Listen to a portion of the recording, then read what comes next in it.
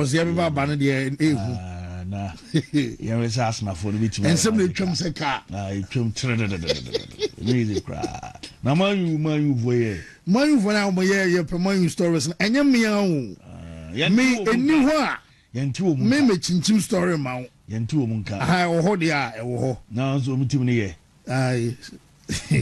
Okay. Man, you are to be. I want to go keep a barco. No more tall. Midfielders too. Now we have some son I could have to be so. Fancy. So say. Fancy my ah, and what is a tonya buy. Not every buy be buy. And yet a toy fufu. What is Tonya and you're Tobiani too. To me. I don't see Kyra. But as your country, remember Champions League go. Over home. Have you said he has a dear? Yeah, your popcorn here to the alternative. But said Bibia find it. Yeah, Bibia Boko, Yamiado, Bibia Boko. Whatever I say. New. Yeah, Bibia, come on.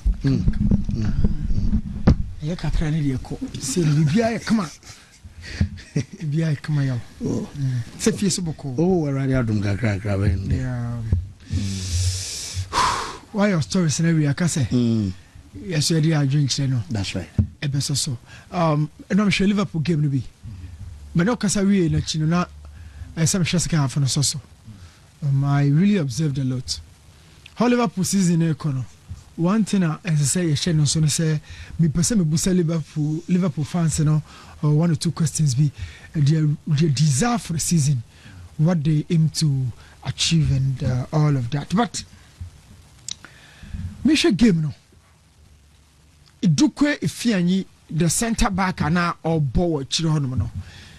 Imagine chance so betimi anya promotion about the first team no this season. Me share method na me share attack no.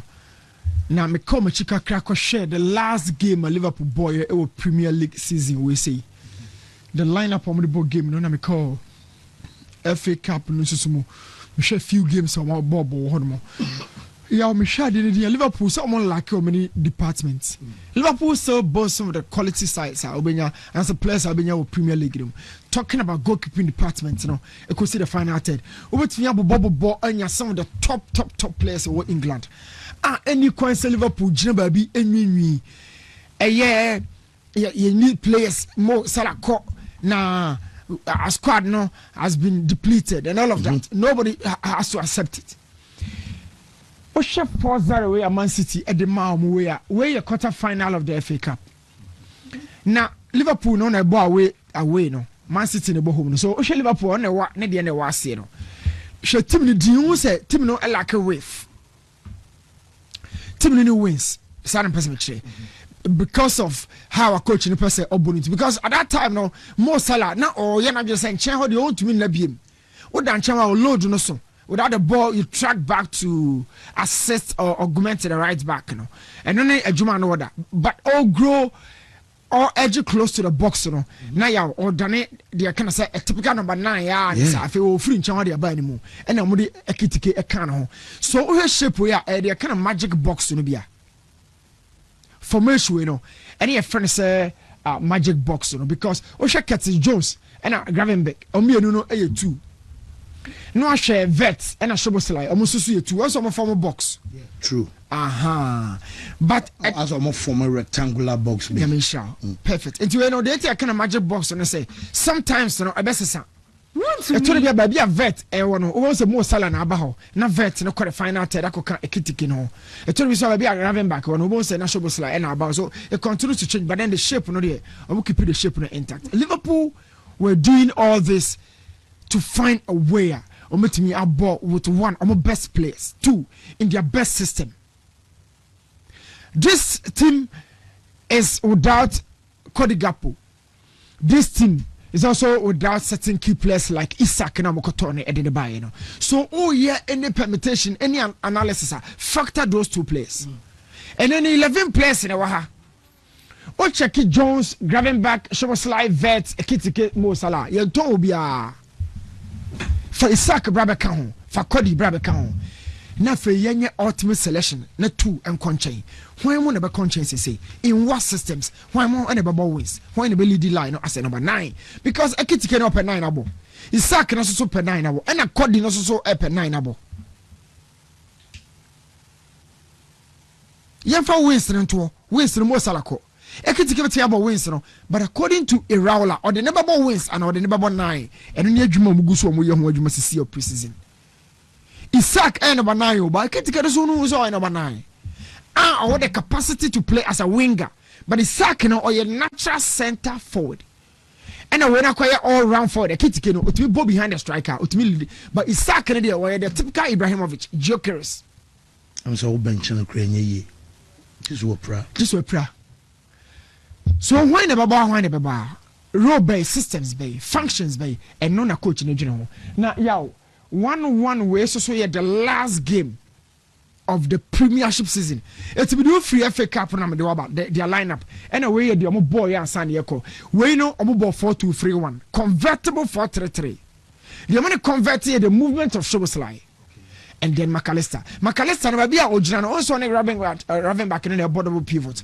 but ono no chan McAllister free ha Szoboszlai betimi akọ no na McAllister na baba ya Szoboszlai no patchwati ase so there's a huge flexibility fluidity and rigid say pivot 1 and 2 unlike Kobe Menu and a Bruno no and then Casemiro you know say Casemiro and Bruno no na pivot 1 and 2 Bruno is a 10 patchwati nko na say Kobe Menu Casemiro o me na double pivot no pivot 1 and 2 but Bruno no dey the ultimate 10 Shobo McAllister Gravenberg o dey na dane rotate obi atimi perform bureau so within the 4-2-3-1 o movie akọ 4-3-3 is smooth nemo ba bia problem no ni mo salako kodi ni ngumo hani eno amehwe game no you understand say amount for can ngumo habit ma start ngumo habit ma start no please on drew ba bia habit ma start oh ebi yeah on drew ba bia habit ma start yen calm it down say Liverpool started season where ngumo hunt me nye first choice our left flank ontumi onye elite winger yet Salami mo start na Lami mo 16 mo nye udi age productive maker okay the ono so na last season kakra bi me hu ye aye hu say ensentrofo ni bi boss slot achi because anytime ana boy ni be free bench ababiano no about it say the life wire for Liverpool no emmamu ha coming from bench starting games are 2 different scenarios in this game Ufri bench iba all started 2 different scenarios. We will speak to that. But then Okbo Lami di intima me san call Lami ho. Lami competition will face here no. Lami ho ban bibia me aha no. Lami ho sorry ban bibia ha no. We all competition. Lami was there no was like a dire need. You hear place sikani ho. And one dey free form or buy na straight away no SSO. We dey the competition wo ho. Okay. Say Madrid no competition wa Kendrick obebo a competition na won ntina na say oja no okono we all competition in the final third we are talking about Vet Kodi Ekitike Isaac patonye for we ho asem ne yeka I re saying on a day-to-day basis in Gumo Habitin started for Liverpool and they were my assist or chobe me a go and they were me a go or chobe me assist can we put that load on the boy? Let's talk about this. The load of expectation we're able to show that every day that performance and look as a Liverpool for fans now including Steve as some of you imagining who ye run to me as some of you imagining who ye skinny bar ne papa free mu nane ma mean to me enye de ne papa ye as so ye wadwene who ye wadue ne die besesa o expenditure na wo foko abonte sika na wo ye na sa no ne nyina besesa. Liverpool fans enjoy successes. Apart from successes in terms of trophy, the artistic play of Jurgen Klopp and some Liverpool fans and Atomu team. And apart from results now, they also want to analyze your performance. Liverpool fans, it's you who come with and Iraola. Oh, you press it. And I'm on to be. Yes. I'm on hunt it. Yeah. Who take commentary English guys, they I see Liverpool youngsters, they hunt like packs. No more use to Sabro for no. Also no more so mo because of baby omu free banner. So you are journey here at two sources enjoyment and to agu. Ajiatum say Erala sees the game differently from Klopp. Now element of Klopp no ebi na ohwehwe wa ha ebi na wunya bi. Nemum ubenya sources, ubenya ono ankasa way of seeing the game.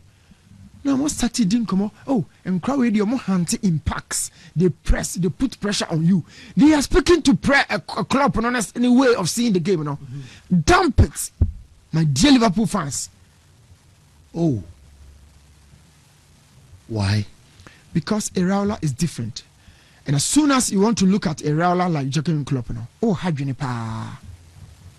Hadjini. And yes, I'm born it here. In as much as I am a profile way, they are replace profile way. The same way, style of play is in your pet. It is a fake or attacking football, but yet tiki taka. Basa fans need a soldier who say attacking football now no more. But in your papa. So Iraola, he has his own way of seeing the game. Be the flamboyance of money, Firmino, and the Mo Salah. But what I say? Onya the rugged nature of Jurgen Henderson, Mo method. Run to me. Vaginal do method no Fabinho mo bites no mo de ba no mo juma gumi ensa na ho no. But what I say? Because Salah never defended when he had those three in midfield. I won't defend it. Mane defended. Firmino won't defend it because you have Henderson on critique or break your opponent to the game, no. Vaginaldum similarly, Fabinho. Oh, you know, I acquire sexes me and Meboa 4-3-3, but we are talking about almost 6 me and Vaginaldum, Fabinho, and that's when you sexes. But look at how many goals almost share because of me and some phone go anymore. No. And a club says, you be the Robinson, the amount, Momun critique, a creativity for the go anymore. So, opponent challenge bona, you know, kill the game. Get the ball to the final third. You join the amount. Opa check me for that Barca de Kwaje 2015 Champions League, you know. And we are check your attack, you know. The attack was everything. So Iraola game, you know. Yeah. The first job for Iraola is to find a partner for Virgil van Dijk. Jume who here money pa. Me for the idea more cano. More who go check biya. Ravenback between Jumano. McAllister. Szoboszlai. We are expecting the best season for Szoboszlai. True. Yeah.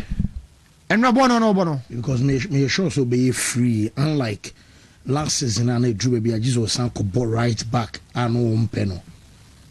Iraola does not so be the number discuss a right back and come because the boy we you know.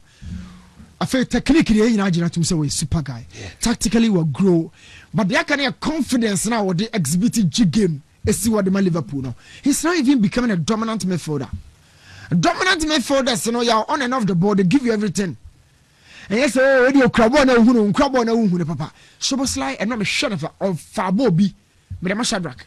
Or show more highlights and end the first move by a far ball with the speed. And I'm saying, no. Driving back, about 6. McAllister back can 3 midfielders we say a C. Then in the final third, I know Isaac fit and ready about 9 no with him go in the shit. Now I'm more complete, you know. I'm more the compliment to the baby and challenge maybe a kid to keep a far left to not right to one no.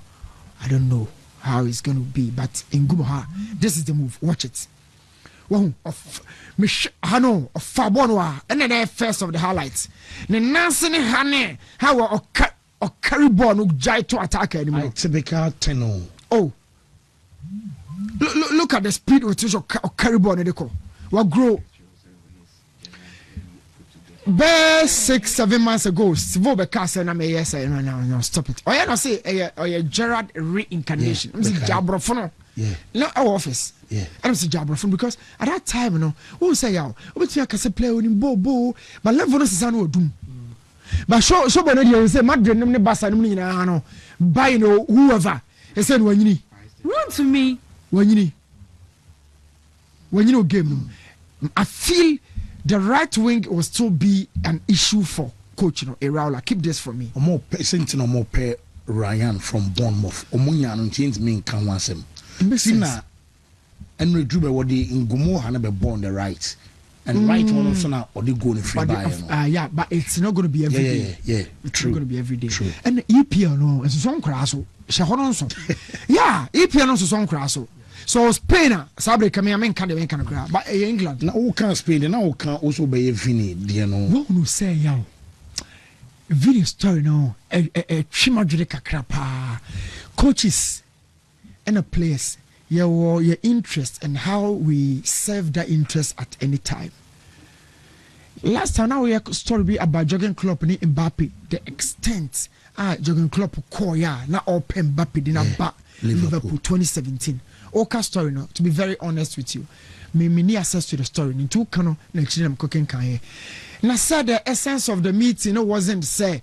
Omude Mbappe ma me no fa wie mama na agina ni se hwe fam ha na ye aputo oja ha na ye to nso nya sa na no mo ye o e ye meeting no mo ye no mo nam wiem keke ana ma boka to petrol ali pray use petrol ze be kan no ye fu ana ma boka to biegum ana mo de ni twia hu o ba no buy be man jersey number 10 your ton jersey so benya bia ono mo mpeso mbedin komo no wa asase so na cameras are capture so na nkomo no wo hwie mu nko a you see between lens ho e ka mo boy yeah Mbappe ama ona Florian Wirtz maame na papa na ba England abedi city nkomo no so ma mesi Manchester o omuko si se Sunderland no ba bi o se say na van go mo ba yet paparazzi for no nya pictures by so the business of football no yeah free say winning boy peno and level Florian Wirtz o refi bi obeba no omudi kan ko share city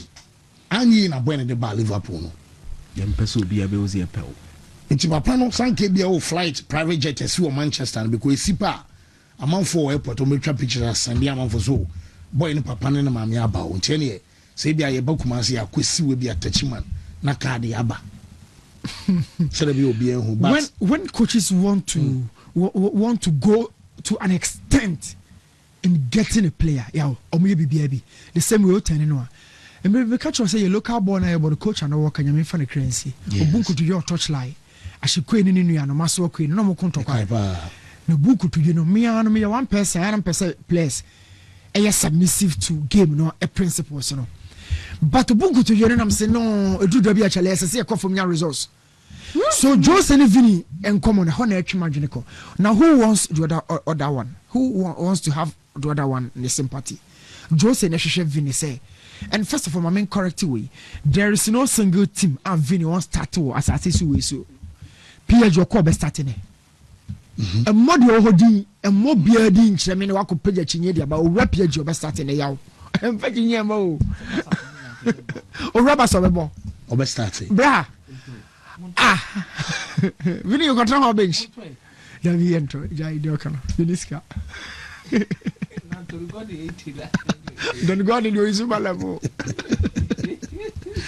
So, imagine him say no, Mbappe on back this guy, so is the president, you know, on all out for Vinicius. Now, Jose Mourinho, then Mekai Benfica and Common course, you know. One of the times, if you somebody follow Jose, you are control, no. Yes, Jose Mourinho control, no. Eye Prestiani and Vinicius and Tokano. No name the Intia. Jose and Sifon Pani Vinian Fantasson. I was shocked. The Jose I've seen. No name say a Juma read the whole training that omo ahead of time. Jose Mono Crawford. That is why I the Juma Bema Ebi has done. Or boss me backroom staff in Babedi or now one coach Bena. Maybe can also use backroom staff in Babedi 25. Now, guys, a common man can jabeton. Or more ahead of time because the entourage, then the back agency Jack, they are loans for money at Bella more than a day. You want to beat me out, Kwama. To all Benfica, you know, the near to an old bar, uncle, the Jumori D. Mad for our group, was it a group face? A group, no, and a goalkeeper being clubs and question. And the man, and no, Sarah results the money deep back conversation. What you say? So now man was a ball defensive game. Yeah. When the man was one defend it. It's never been said, you know, about could Johnny Chaka say, oh, Matiti Lampard, Matiti, and who? Let me talk about Joseph Bakas. The whole entire Juve so quiet and Sammy and Sunday Trouble. Oh, Chelsea Subi. Oh, Chelsea Subi. Oh. So we say, he let Shanu. Uncle Semu that had a born one panel pata. To know somewhere in the one that whole channel because as sim be an uncle can be a good mother who fin piano. Can I come back? See over. Yeah, I had no Vinica. President Babusan said, do you want Vinny? I said, it's up to you. It's up to you. Man, I can't ask him with say show. Behind the scenes and come over the obedi. I say no story ni aye. He's going for Jomandi no ne. So when you video on the answer I've heard it be bought right one. Yeah. Joseph be finding a way. I say we know a bass Joseph can be my Vinny on can be money da. But under normal circumstance, for the technical capacity, tactically, his experience and level of the Abba Madrid no. Eka Joseph Fred disciples be all by you come see almost so few are. Koka so, Vinny, me ba wo rowe, but I'm telling you at this point, say the Joseph be see a Jean and Niama Vinny shows one common no. So Vinny die, to be very honest, and I'm back Beka Biamano. I've been thinking about that because the truth say it will for a big place to be a busobo. Vavedi mono. It's also at this point, it's up to Vinny and Vinny alone to fight for the state of Madrid. Oh. Jose will not be going for stones. Run to me. That say or Korea to fight for Vinny. There be the other year against Benfica. No, be me and no hamano. How many who's one yadano? But the because of piano because I quite fine. No, some penny for a quack. But me and no because name baby as a quack can be man or no. Vinny assure him not to go. And Jose will not be going all out for Vinny. Obesta will say one stays where Jose will make sure one final. Sana coach will say what's here. So a Chimadria question say, Tokane Bano Yao Kai say Jose himself that you be coffee home. Kawan only Vinny baby. My guy say into almost story me kind. And when I want put Vinny yeah, okay, no, say it in a referendum. I want put Vinny Wahano. No, that's so no, or that's so Casacasa. Let Jose Brennan was say. I say, Jose Brennan was a palm video. None is an percent and not Jose Bacano. But no one the Dutch in Intino, and we need coaches in their interest, they can go all out for you. But say, any interest I have. We need a near mouse. Our new team Lartey, a video analyst, our first August, and on the program near Barcelona. I was a friend number na moye new Miriam I said we know Sharako we are member Sharako to so na say Martin I very slow meza bray there's ya my initiative for bi na oh okay so far the Manchester for ye ya me medical be ka wa say season start here na e be hunu the transfer market ni ko ye ne dia anko okay ti en train we see now no, we can only project, presume, or sometimes assume how things can be. It doesn't mean our analysis is in the wrong way. But yajuma ye nature say ye pese a chiro de nipa ne ba o de be team no. What they mention as name where we no e kwan fa so reality no nipa ne timi ba na obetimi aya na wontimi nya. Sometimes environment can affect it, coaching can affect it, a lot of things can happen. So in the transfer market, you bet my PKB a bit is Chelsea so we're winning the transfer market. You bet my City Akasi City are winning the transfer market on the basis of analysis and what we believe these players can add to the team. By a statistics now, Bibi bet me see my player na kubra. No entimi amo, men kasa science. Bibi bet me see my coach na sesane tactics be am name favor no. Bibi bet me see the environment they will create in the dressing room in the club, things can change. It may United I didn't know more yet. Me met my turn mark at say yaw. As a grobi or many so kakra. United are two major signings. Jury Tielemans, Andre Santos. And Andre Santos, me better transfer we catch us. Baby Ujan on grade A signing. And I won't mean someone not that until he proves us right. Or no, on the level of top midfielders and son or joining Man United. He can be a top level midfielder after joining Manchester United. With that one, we'll come and have that discussion later on. Player the Onina from grade B, grade C, or grade A, I or not drew why I catch and say what drew, but he's not there. Yuri Tielemans, an okay sign, grade B. I believe or are the quality experience, the injury level to say yaw. Well, you see Casemiro, Meboa. So there are a lot of things Manchester United will need to do. Lisandro Martinez, he able walk up fine and no kuprai. So beche, so onche, United be any day. left back on untimi fa look sure some more another full season game. Louis Hall. So there's a need for them to also almost step it up. Exactly, to me, no striker. You see, one funny thing is, Manchester might think they are only playing in the league, but next season, Obianson can't just say Kwaji League, you know. TNA, Manchester United, I dream almost say be a mobile league in Kwan. Next season, Obianson share almost a Kwaji League, you know. Name to become consistent in qualifying for the Champions League slot, to build a team competent enough. After 2 seasons or 3 seasons, they can compete for the league and start free there. It is here we are 2 when the Omo Champions League EFL Cup. Now is here league no want me anto so anko Champions League ni be me so fast one day.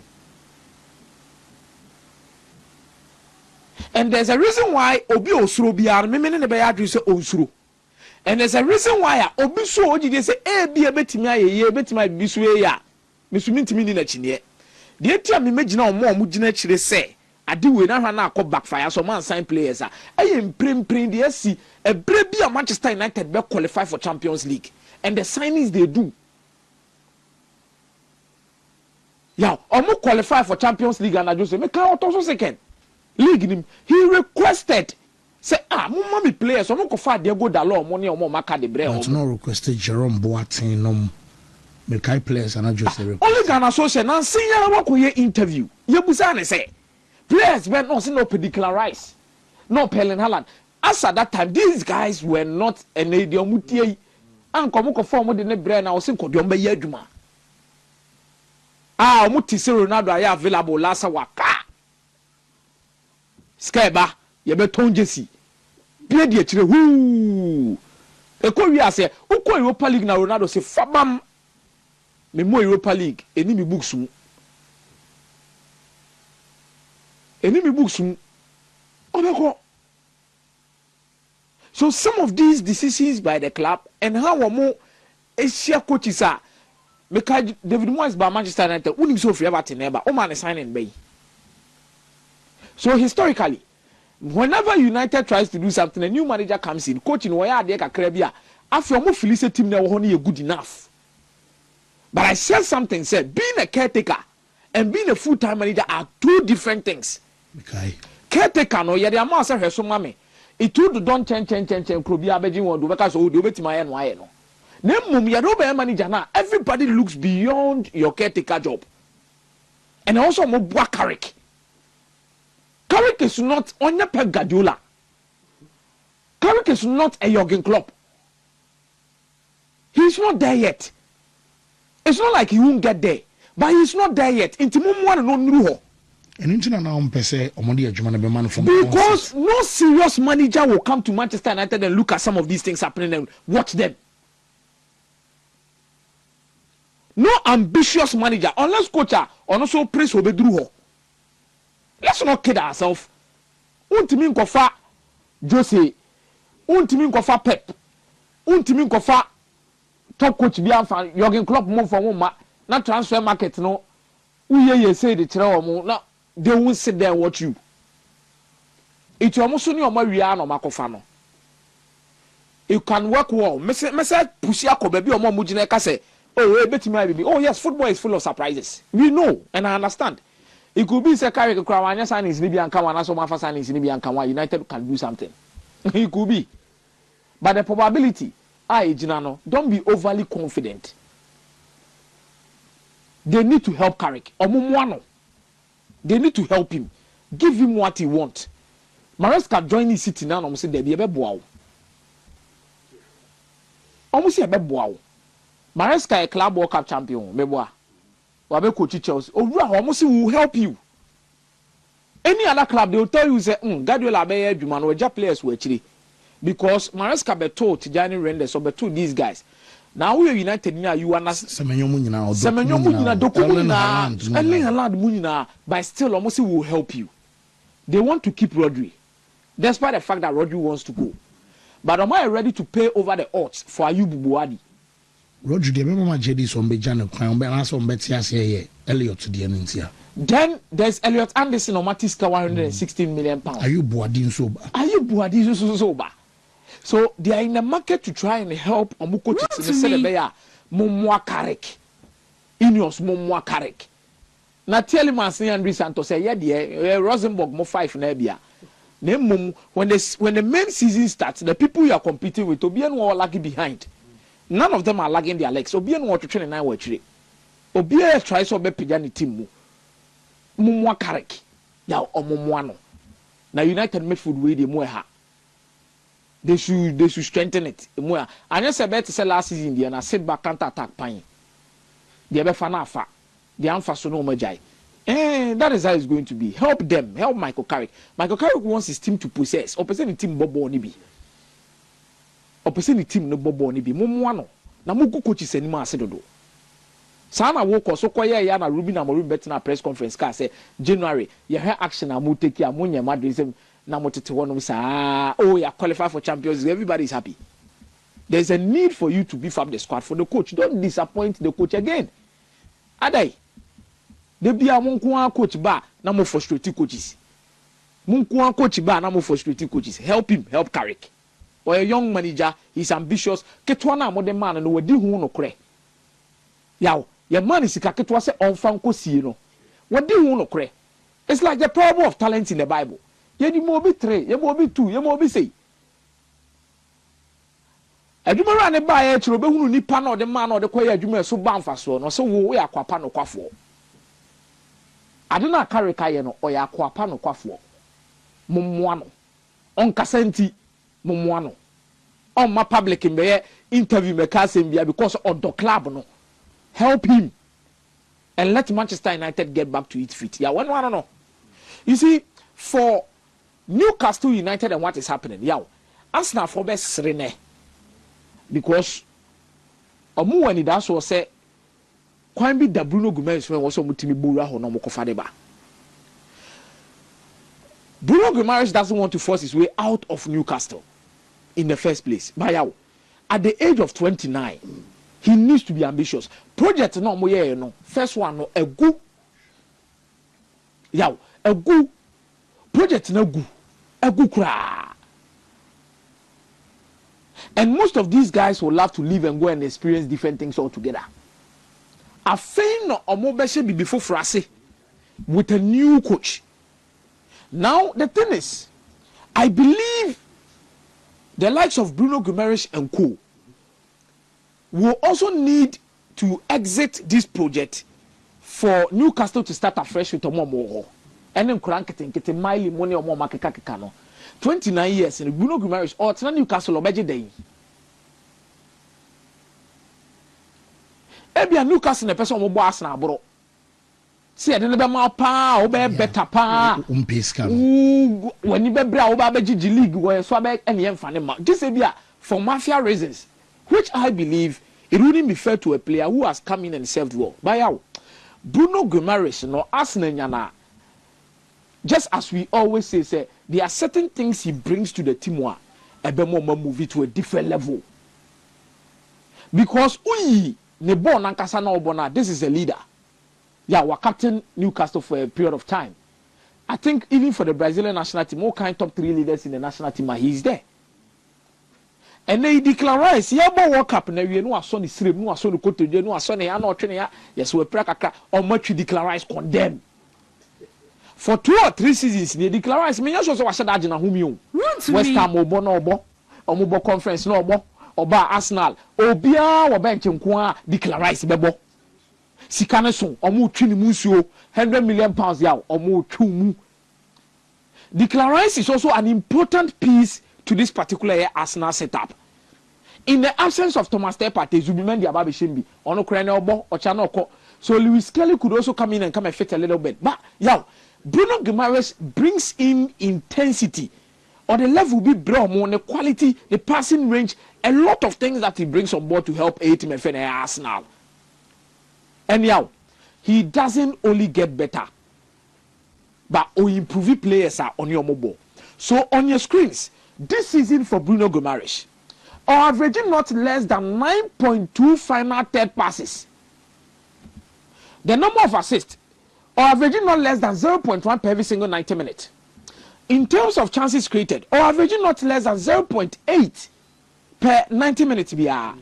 Big chances creating 0.1 goals 0.1 shots on target 0.3 but baby ahu nya me ni amanfo ni so on target na mumu hwani duels won or averaging not less than 4.8 per every single 90 minutes ball recoveries 5.1 now Yashadi be as compared to Zubimendi and Declan Rice because one is important now Adeba Kwame who from that angle near say or the BB Declan Rice ni Zubimendi and the Babeka Arsenal midfield no something they don't have.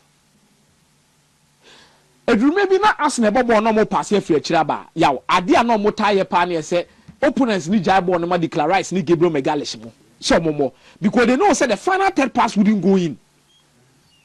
It will make pepper who say I was no opponent na Babajibo. Now compared to Bruno Declarize and Zubimendi, these are the numbers yaw.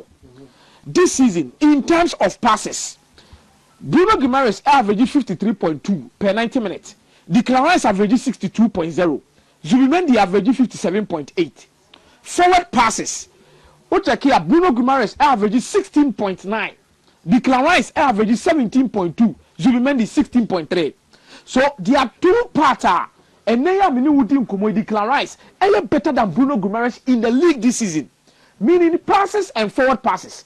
Zubimendi crowd over actually. Now look at the rest. Forward passes percentage, the accuracy of it, 31.8%. Declan there 27.8. Forward passes accuracy need the age 71.2%. Declan the age 65.9. Line breaking passes ahano. You press Arsenal opponent ASR 442 block na City and Guardiola. You probably manabo line breaking pass na mana fem 3.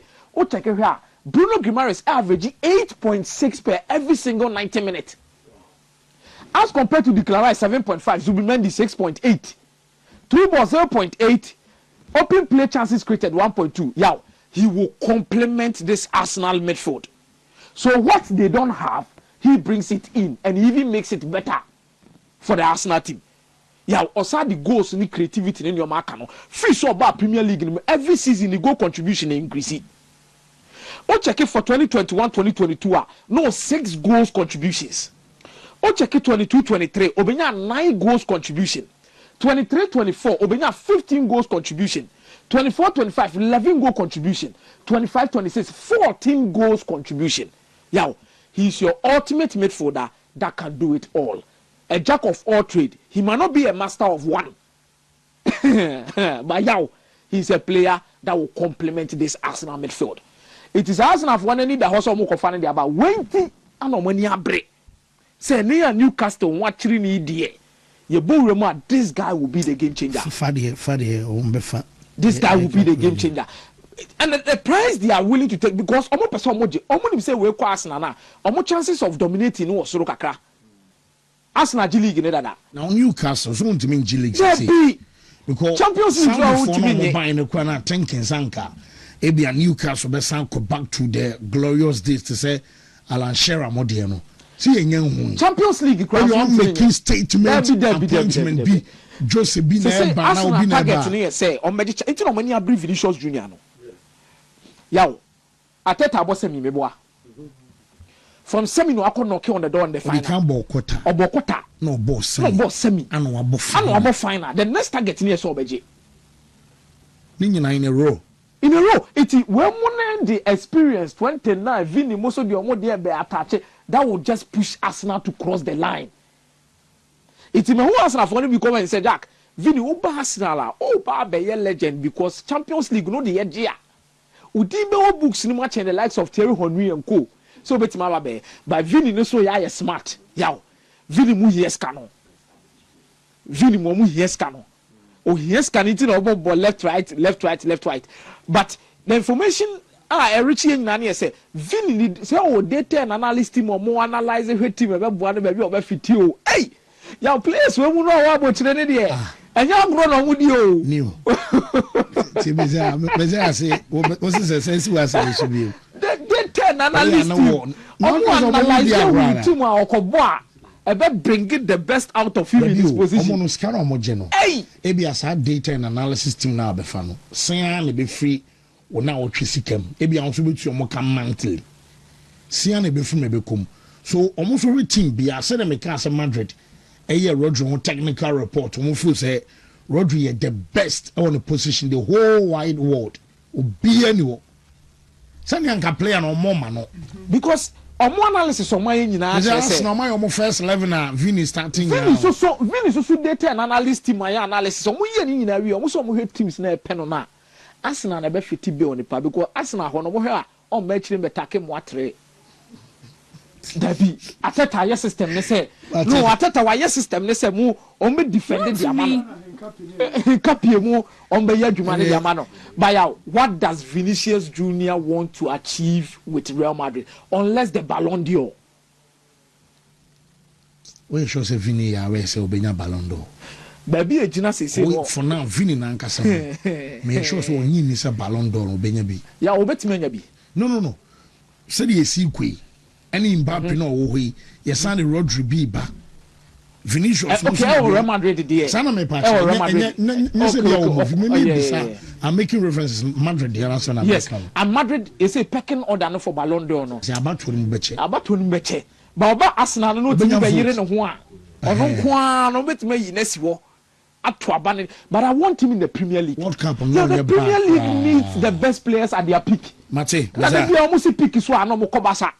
No mo Real Madrid. Only si so bobo kakra bi so nko Germany. Is this mean for no chimunsu wona no mo dey already na. But we dey chimunsu ne nsan omo nkofa. The Premier League needs it but we England for referees no. Sa battle no. A penalty nko benya bi ama Arsenal. O say entokwaso de obekum fa. I can't game now. Aye. Me da say yes say what done a Carrick spokesperson yenye bi mama Carrick na. Ozi enye le for cheba voice me musa say yenye bi mama Michael. Omunye bi ma Carrick. Omunye Carrick. Oscar omu obi. Na mo fa team ya ma Saudi ayifui, Katafui. Na Liverpool ni Manchester United that on beto ama Saudi for that is league na go. Steve Bre. Yeah, me da say. Say bibi aboko there. Erade adum na we. You cream. You're complete. But you cream. Oma Shadrach show video be Marky Olis. So the holidays. Ojineni. Say we are no enye buakwane adwenase. We are so. O say hina no mo no. Please. Titin so you to so now. Am I waiting now? Say Yasuma or free other world and Abanana. Oh, a man or no titin minimum. I was catch you say statistics to say bikini. Answer Mike in them. On your sky, actually, we are in a soup. We are in a soap. Now, no need to say. Young holidays were Greece. No, I'm say all the Scadia in there. Yes, it's only $600. I don't cry. Be out. You only try you. Yes, but I had not baby be pre. Don't want sign a contract. See, it's not so could the holidays. No, or could this kind of Charlie la kind. I mean, can't tell you what. I would say I agree. So. Steve, I had never be a crack. The only man's on my team so. I was saying, listen, I'd be a huru. I was saying, I met two and Sema, Utimichini Viasina so. Open Indonesia be ne Hobby be a chinchini, and Tanafa saying, we are more Yamia tones and maybe woman. Also, the end no so I wait Marco Zulezu. We wait me Ako Kosomo. Wait me Ako a pound side of waterfalls in the or wait my quack or do and Tanafa because could draw Mabusao. Say we are saying open mouth and here now Timiko, we are saying so. To see it to me, Yamin Shrine in Yeska. Amen. Yow, what about Ayub Boadi? You see, I'm fascinated by Manchester City and the growth here. I follow under our very own eyes how City started here. Fanasa Groby or serious. Microphobia from noisy neighbors, but I think at this stage they wish they were their noisy neighbors. And how they are performing. You see, not only normal atusike go in the transfer, but the business of football no encompasses a whole lot, and that is what Manchester City are in the year many are. The fact that they are able to sell players and get a good price for players. Julian Alvarez call in the region of 80 to 90 million. Has time to be corrected though. Sikakese, he wasn't a starter at Manchester City, and they almost say interest about Rodri, and I likely say Real Madrid would want to price him away. And he say Ombeton in the region of be 70 million for a 30-year-old, and then almost share Ayub Buwadi. That is a beautiful football administration and sporting Adebia version. But before then, it almost starts here. So the growth of Manchester City, actually say, you should start from somewhere. And then they call Manchester United, they are being humble. As some now, Ellen Haaland kind. One shall be funny say it is an insult sort of, but that is not how it is. Oko from Biana Oba, you need to be humble. No starting in Kakran San or building. Arsenal remained humble. Prefer be nenye Omokofa Kyriakos Papastatopoulos. At some point they were playing for Arsenal. So we cut that face and sana what do the actualization face and only baby ultimate castle player will say ubeji say. So I'm in love with the Manchester City project and how our coach equal, but the foundations are very great. And then they say, oh man, yana dear. Alex Ferguson, yeah, Manchester United. Waja club no in a very good standing. The woman here a technical brain I will soon India says oh yeah. No a lot. So baby buffy and a goom. So we know a different from the post Ferguson era at Manchester United. Pep Guardiola built a very solid foundation and their business is running. Indeed, I'm in love with Manchester City and what they are doing. Now, and Comodiana about Newcastle and Eddie Hour where Jumano say oh free ho. You see, Saudi phone bedroom Amanda's a best shame if you say that is the way I was so moko. Newcastle has always wanted to be the Manchester City of today. But omuti anyi time omuba mu say omuba change the face of Newcastle. Near the nyoma be brabesha transfers ni misika obetimi spending inti akrepo omukakra. But they want to break away from the shackles of Obi Babe for big player Akono. So open teams that were England or yeah proper signing a replace player. Newcastle United is that team. Until we come back to the times of Ombenya and the Caro, Obefriho, Omunya, Dambeba, Papis, check 12T. It is a team for players at a low profile. No man beji ding. I'm on a far Gini Wanado. A season or so now Liverpool Aquafana. Into Newcastle production line at identifying the right profiles. Modi just a season polishing on. They are good at it. Louis what can I say? So no Chelsea. No any prominent member. I know I'm a fan and they are reports at Manchester United panel. But at the end of my idea, I Jumano. Not Dan Ashworth and I hear the sporting director and a Manchester United be fan. And a Paul Mitchell be shame.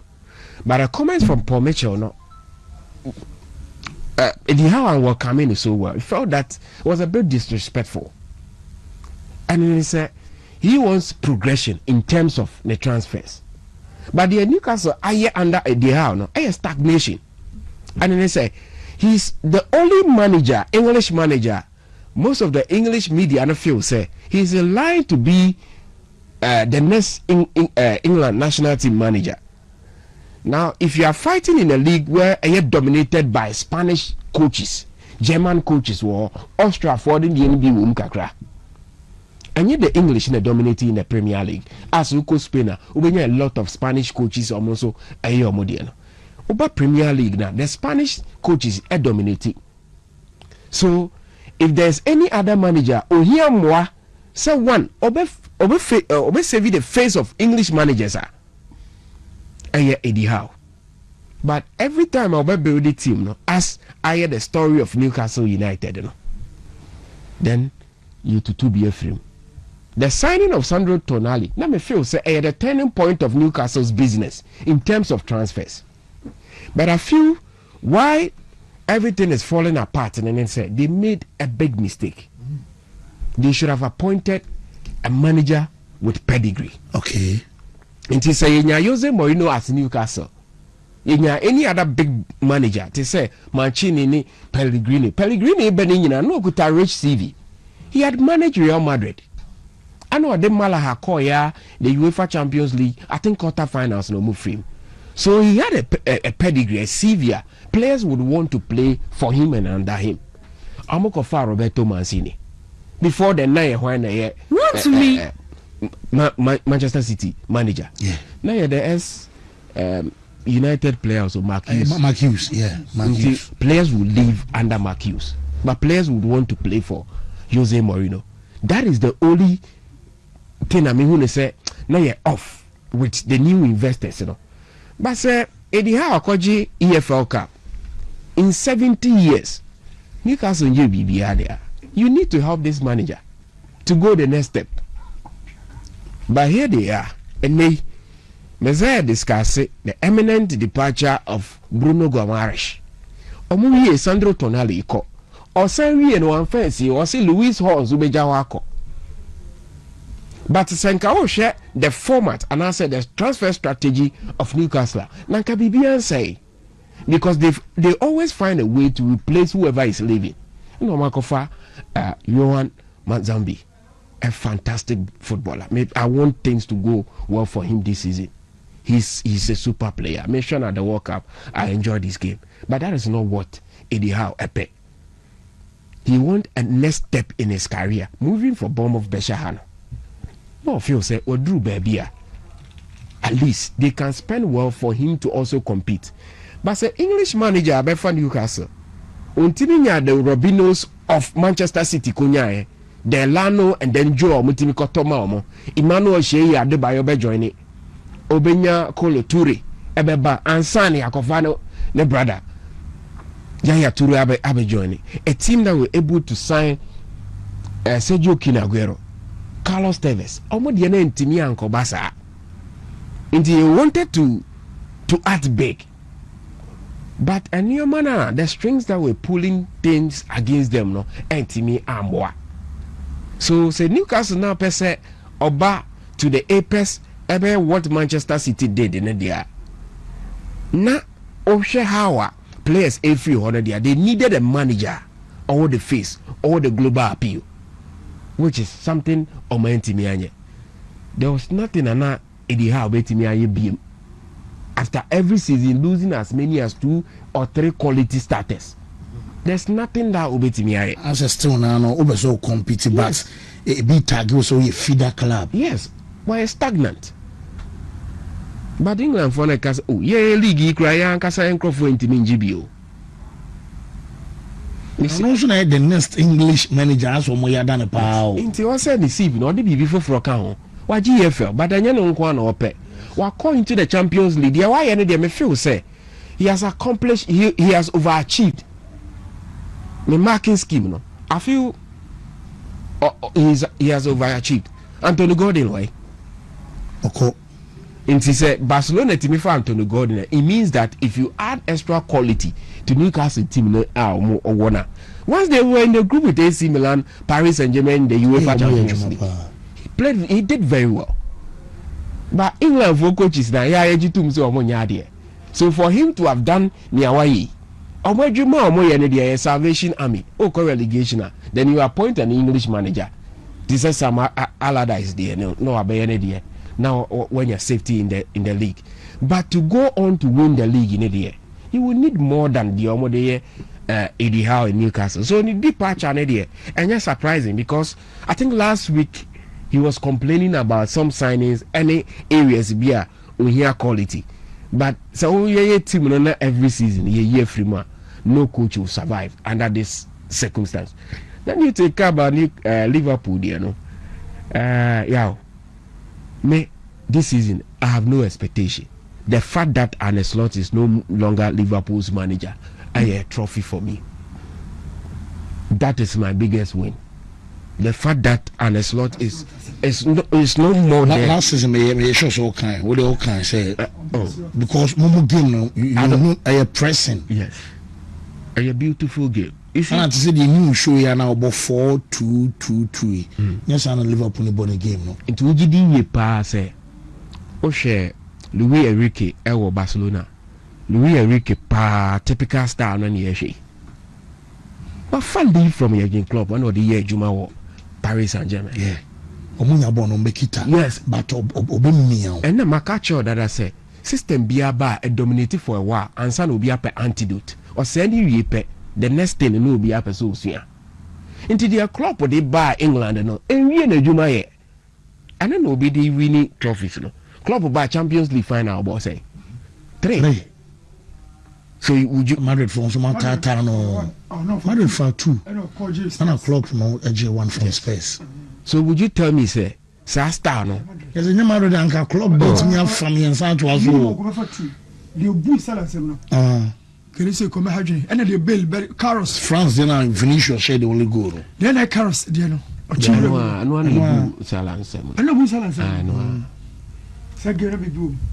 so yeah I want a manager that will continue the legacy of Asian club. We are not looking at the personality club, but the football club still remains, and it should win because Oko France will be the winner, and on crowd there, or your opposite senior club open in Yoma, and yet all the Scalia, these are the America phone mobile.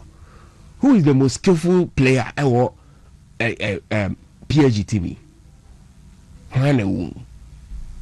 Maybe we can't do any Quaraskili. I mean, yam bought 2 space no monko. I know a man in any Ebaya, with the G2 AFCON a player of the year. Ebeji, it is same start that we bought. I didn't know Morino so open why Aquana Vence, Yando Monday. Not do Monday. Aquana was on commodity 45 million a coffin. They the same star. Into a Juma. Even Spain. I who saw even Barcelona. Lamine Rafinha mo. Yeah, but 2 no more. Yes, I don't know. Last time you were discussing why Lamine will not be pressing because I need it. But the space, they utilize the space. Quick counter transition or mobile. So I'm happy. And a slow baby will be a team papa beer and funny team man.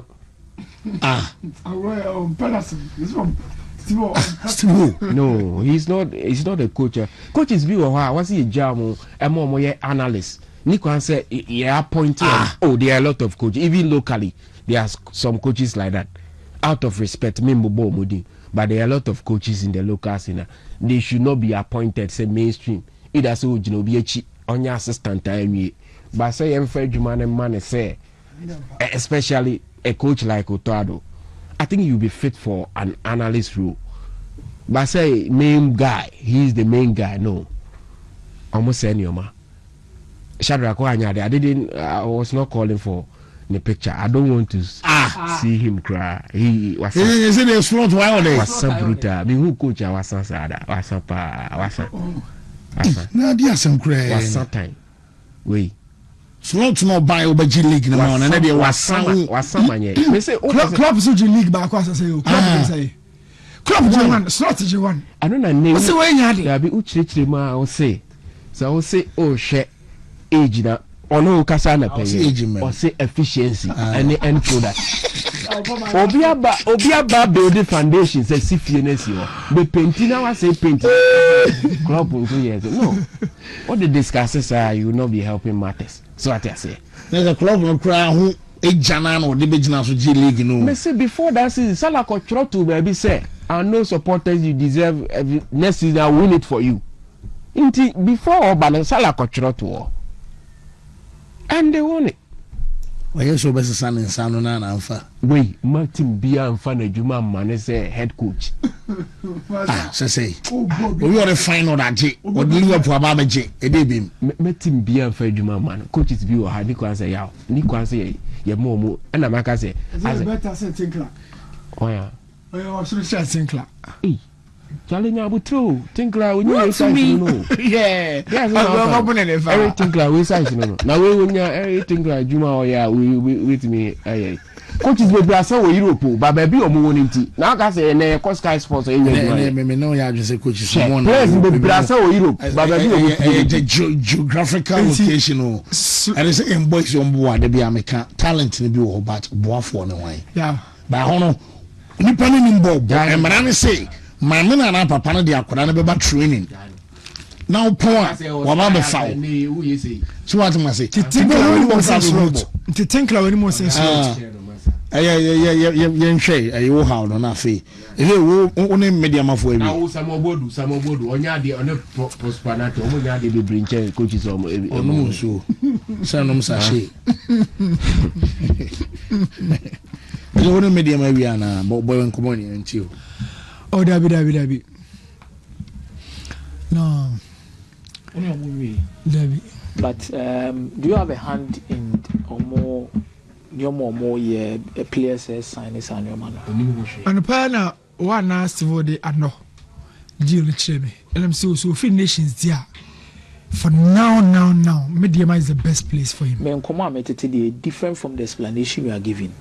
But me meje say me o na wo yi won semano. Na wo gina se bibia say any ho. But from the information I'm also getting, things look differently to what Newton is telling us. You know how young I said that make us say me Africans will be. What I say?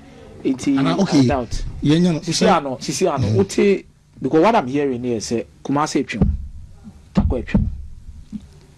What did you come on me no nyina? Obuase so I wouldn't be surprised. Obuase why adwuma Obuase. Why Obuase. And why adwuma bibi. And why adwuma bibi. Why adwuma so ama ayi. Why adwuma open. Takwa so why adwuma open. Yes, why Cape Coast. Me say baby Ghana onye ya techima neng. E was what discount. Bring them bottom. Then is a radio you can start to entry akasa no anya no asem ne ka. Adwuma no be be free. So wa dan fon so na san kwa assistant. Ya ko chemanka. O ma feeling no a. E say Mediama feeling dia no audio. Mediama me hu ayi dia na ano. Ko fa ka so aye ba. The secretary free ase. O say ne mfa ho, say ne santo mu family di na family image right. Because me secretary na me computer bi. I said secretary movie bi. 2016 movie in 2016 no a robot to face doomsday na sa video no robot movie for the match na sa movie no na a robot I think the storyline to explain that video is yawano more like somebody that has been drafted and created in a lab. I no due to the quality of the neighbor. Ono nanka so pesa no man terminator na I believe no say so it is linked to that video say ono nakatare Mediama team in 2016 say all okay you know edituma ano eboti obi because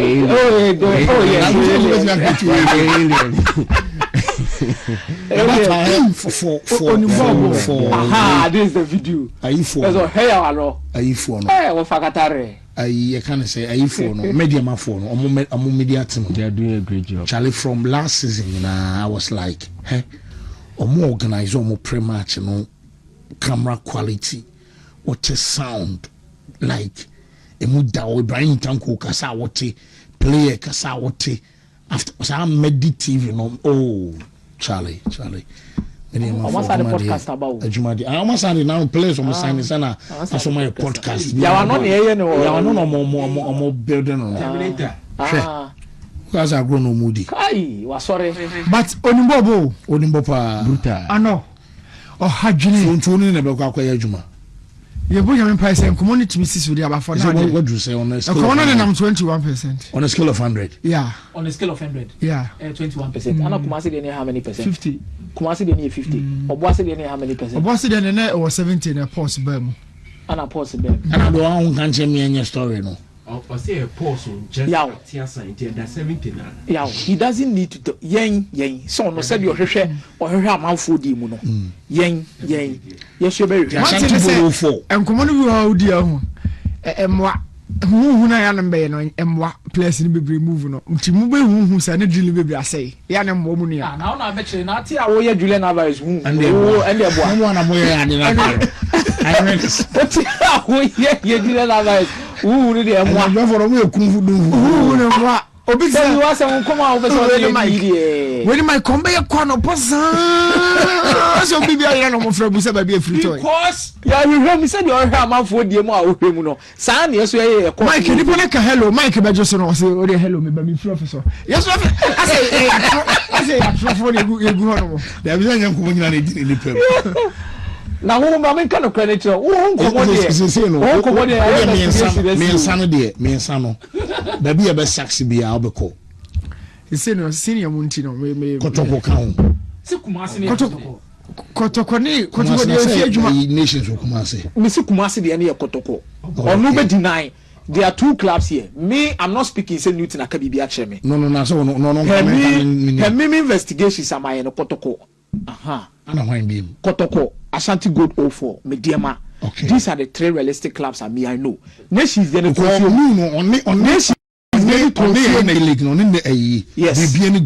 is the because Nation is nobody komo edrechire. Anka hu coach ni ebe ba kromo ase omuni coach ni kwa koshia. Omodi kan coach ni kwa hia kodisa ankomo no si. Okay. Bom. Ana Nations asese omonsa no. Asese a Nations akofa I think a foreigner. Yes, Lugarizic. That's cool. Yes, former Kumasi Asante Kotoko three back. Emmanuel Jemfi benefited for me ba. Ono ana makofa Johnson Smith. Wow. Abetinechiri. So it's the same basket. And that's what it's the same basket. Holy Stars akofa former Elmina Sharks head coach.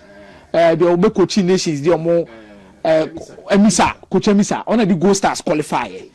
It's not Newton in Koma what did ni nyina na say very likely. Say ni coach on nam Coach Amankwa komo kwa koji Nations aduma na ye. Nations can Newton wetin na Newton this is Nations we go do. Nations do or die. Na Newton di actually. And the change of coaches in this annual man asesa. Okay. On timi kan chemi so mo ani nkomo na Coach Watara. Na se kwa metese na nkai for. Coach Watara kan don't forget. Because Coach Watara ni trainee on any Coach Amankwa House of Folk. Omo na nteche pa. Na Coach Watara no asesa because House of Folk any abrace omo ma Coach Watara atena. Omo nya Coach Watara as a sporting director. Omo juma. Omo Enti America sa na sare de no nkoana. Watara gina mu de na safe ma house no mo ben na put 2 hours or say yes. Then o ma boy na ye na hwe omo it's a honey twa Newton di enim no twam na Newton si da bi Kumase for meeting asade nkomo na ba Kumase for no so rewre ma Kumase for say be here next season ube ka when you anim kra na ye person boy because be akobi agi league which is true. Newton went to Babiana. Yes, Newton went to Babiani. They won the league. Newton was with Mediema. He coached Ivan Sadote. They won the league. They qualified to Africa. Yeah. It's Newton. No, onya dia etian ma ebe catch us. Won't allow you to underrate him because we're a league winner. Not once. Why you want some Black Stars? That's why you want my Black Stars. Under coach Kwesi Apia. And that's not sure Diana video. I don't know how Diana video. And then when you what that Diana so come here show say CEO. Any would come by see. Oh, I say we are be a domano, so the old macra, but one wagon so. Okay. Or Sajo football come up. Oh, okay.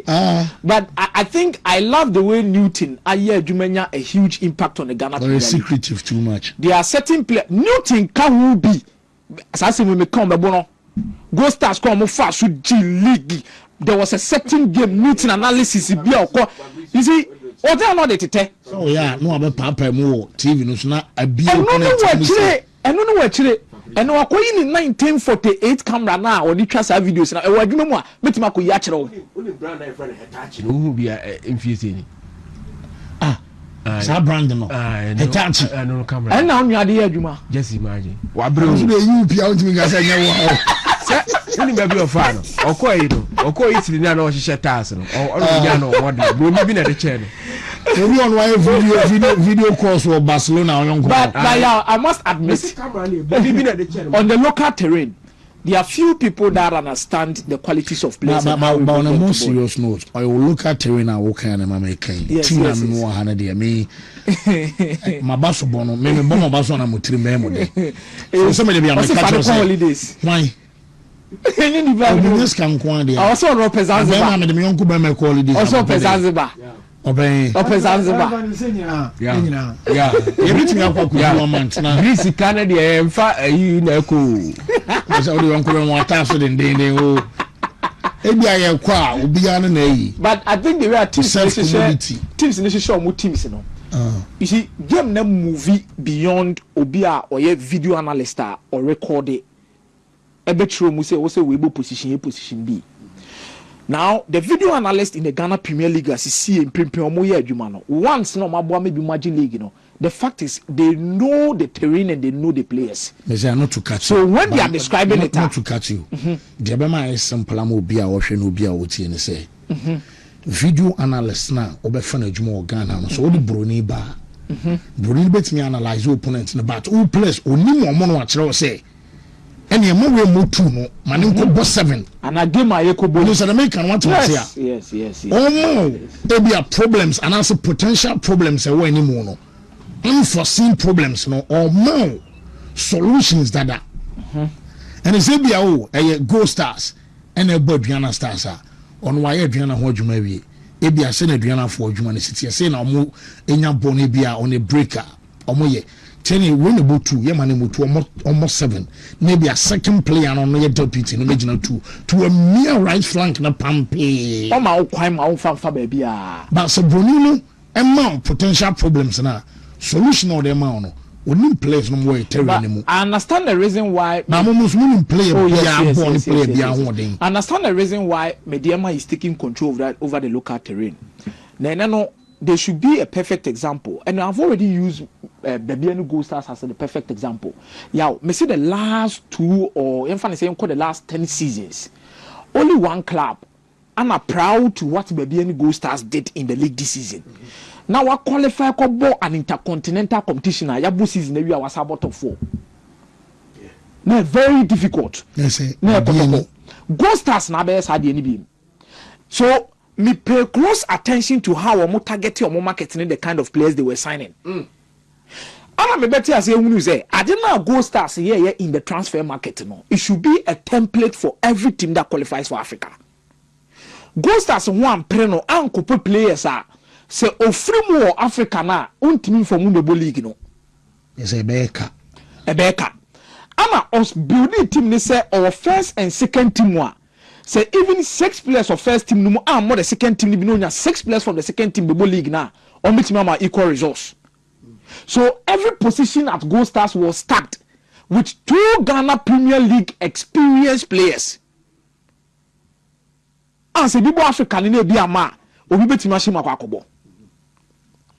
Iti ebo omuma omu say JS Kabil adwuma ya na obi anu say na yede. So one qualify for JS Kabil no quickly oba into the league. And asase the results pa abua etimi wo team league no e ka to ne bro. Komuji league ni mane yeye. Komuji league no e mane yeye. We are no free one more. Shadi a Mediama ba league nim. And the best players no more league nim no. Ana Mediama say omo. Omo good signings. Because omo ko Africa no omo ko bo. Na say yaw Africa no omo antimi anya bibia wo ho a. These are players that can win you the Ghana Premier League. Yes, I'm some videos no. I want a portrait. I mean to me more. Yes. Yeah, the landscape. Yeah, the landscape. Can't some phone and done in chain. Me and you say. No, I record video. So record ya you say. Since I want straight. Record ya you say. On the amateur phone. On the amateur phone recording. One of my that but be a landscape and whatever. Me buy any. Yes, sir. Emma, machine to me. Wakofa ano. Wafa Echi Dogli. Wafa Abdul Rahman. These are guys are in the Premier League. Who pe position me na we top 3 or more. The day I said Adele Dreams too. Wakofa Dreams Ebenezer are there. In the Ghana Premier League, top right backs, top 3. Obefa Lodamwa, Obefa we Ebenezer Adele will come there. Ofa top right wingers or forwards, top 3 in the league. Obintimi ni Abra Obeyi Emmanuel and Ordina Tonchen. Yow. Omakofa Dogli, top 3 defensive midfielders in the Ghana Premier League last season. Untimi Dogli mfani mfrim. Mu ye lucky pa Bishop Atabugu. You were smart with the sana de no. Kenesa kasana new kasana beka eche dogli one. Eno kura no kofi tompuo. Mediamani tite o. Mediamani etite o. Coach Amankwa, on na assistant coach. Edima baby any Go Stars. Assistant mediama. Me ya we. But me carefree baby say assistant coach o baby any the Omaji League. Me remfi. Season started you know. On the mediama baby any Go Stars boss and few games after some pamo. Manso. Starting from Africa no. In the league, I don't remember game wa Olusui. Oboya de buy. It's almost pamo. Anuja okoye. Go to Meiji League, you know. So what Mediama has done here say they've not only picked an assistant manager, or just an assistant manager, but assistant manager who has won the league and last season not a threat. Our Mediama with Go Stars no more two no. Hey, what's my okay? I don't know the number. So they are not only strengthening their team. Football, Bibia Betime say they can have it poor team Betime. But on the scale of the signings they are making on paper.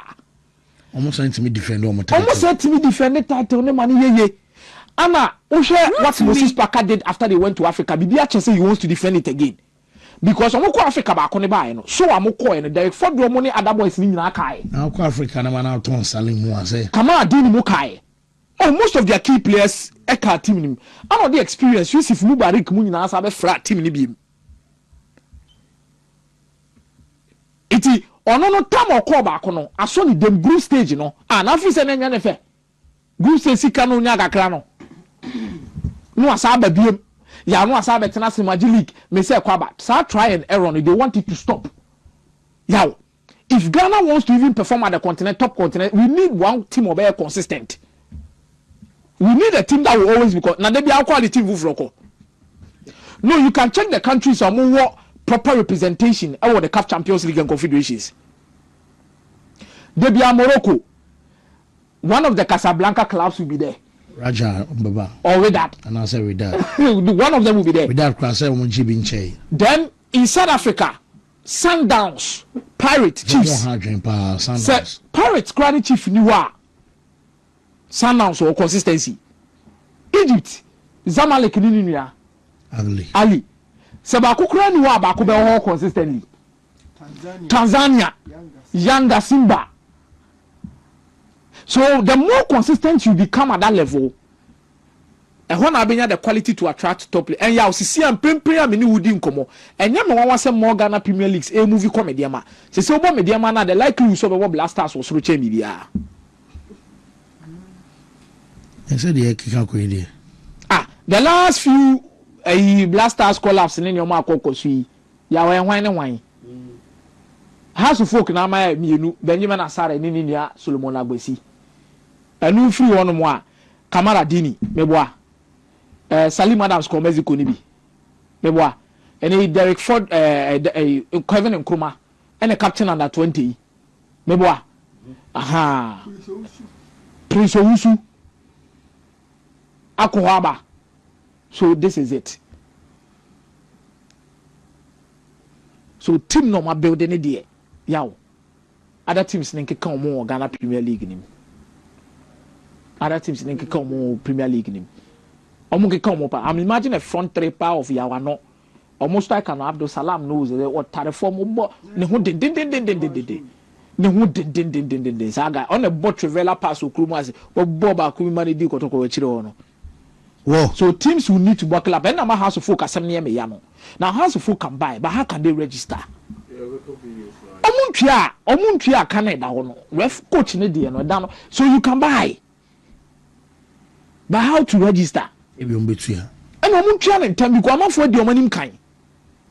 Adriana starts to speed up. There is pressure in Doma because they can't afford to go 2 seasons without a trophy. They see you pressure on the super. It's in a sana the enemy bomb in some manner. So timi kipi sana na all me se sana league mu ko 2-1 na be sana nan e do ma ho o ko 2-1 na be Chivano might have one of the best seasons because last season one should have won so but we pick the aba.